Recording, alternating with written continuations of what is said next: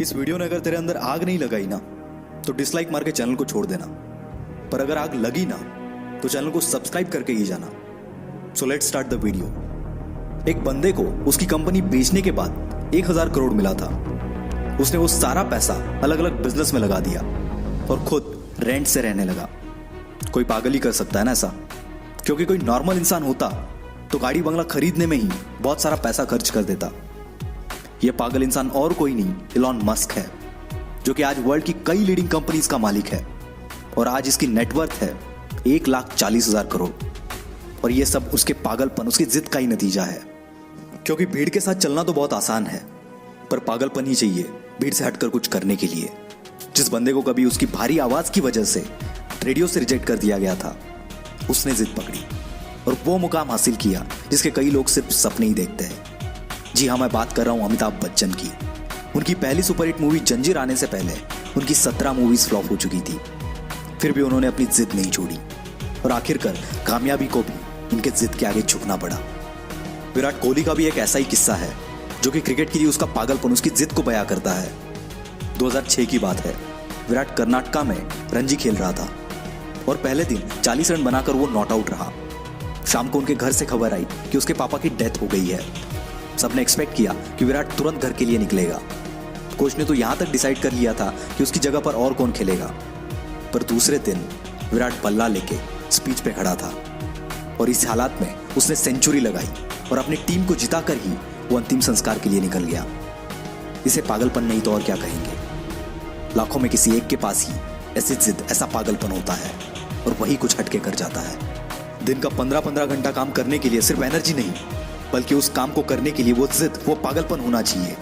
क्योंकि ऐसे जिद्दी, ऐसे पागल लोग परसेंटेज में नहीं, नंबर्स में होते हैं। ऐसी एक जिद और पागलपन से भरी हुई कहानी है दशरथ मांझी की, जो कि अपनी पत्नी को टाइम पर हॉस्पिटल ना पहुंचा पाए, क्योंकि इनके गांव से हॉस्पिटल के पीछे एक बहुत बड़ा पहाड़ था और उसी वजह से उनकी पत्नी का देहांत हो गया।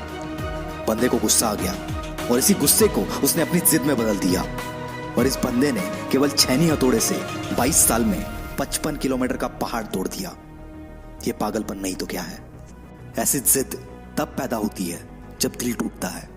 कुछ लोग तो इसमें बिखर जाते हैं, पर जो इस दर्द को, इस गुस्से को जिद में बदल देता है, उस बंदे को रोकना नामुमकिन है। वो पागलपन ही है जब लोग ट्रिप्स प्लान कर रहे होते हैं और कोई बंदा अपना एम्पायर खड़ा करने के लिए प्लान्स बना रहा होता है। जब सब नौकरी ढूंढने के चक्कर में होते हैं, तब कोई पागल नौकरी देने की सोचता है और ऐसे ही पागल आगे जाके बिल गेट्स, स्टीव जॉब्स बनते हैं। ये पागल सक्सेस के लिए हमेशा भूखे होते हैं, ये कभी सेटिस्फाई नहीं होते। यही पागलपन, यही जिद, ये ना तो इन्हें सोने देती है और ना ही रुकने देती है। एक जिद्दी इंसान कभी भी शांत नहीं बैठेगा, 1000 बार फेल होगा वो, पर उसकी जिद, उसका पागलपन उसे और एक बार ट्राई करने पर मजबूर करेगा। और ये तब तक मजबूर करेगा जब तक सफलता इसके सामने घुटने ना टेक दे। और यही पागल इंसान, यही जिद्दी इंसान इतिहास बना देता है। यकीन नहीं आता तो हिस्ट्री उठाकर देख लो, भला कौन बंदा 1000 बार फेल होने के बाद भी कोशिश करना नहीं छोड़ता। कोई पागल ही ना। और उसी कारण ये पागल जिद्दी इंसान दुनिया को रोशन कर देता है। जी हाँ, मैं बात कर रहा हूं थॉमस अल्वा एडिसन की। 65 साल का एक बंदा जिसे ऑलरेडी 1000 बार रिजेक्ट कर दिया गया था, फिर भी उसने अपनी जिद नहीं छोड़ी और KFC जैसी होटल्स की चेन खड़ी कर दी।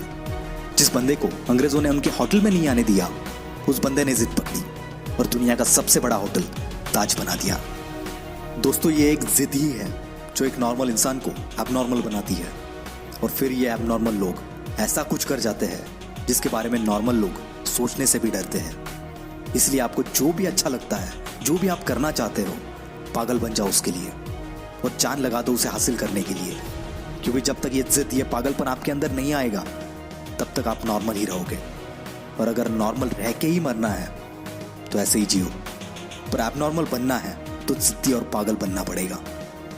वीडियो अच्छा लगा तो ही लाइक करना, शेयर करना और हमसे जुड़ने के लिए नीचे वाले लाल बटन को दबाकर चैनल को सब्सक्राइब जरूर करना। This is will power star signing off for the day.